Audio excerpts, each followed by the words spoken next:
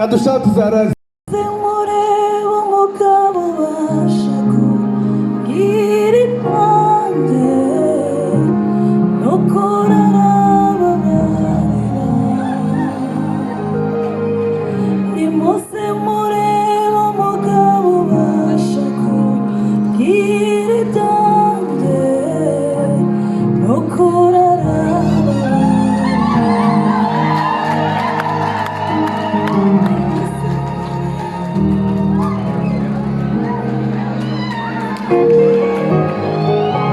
Patrick umemtazama ni yeye, basi mkupatie muhobere kurango wakigisha kuko.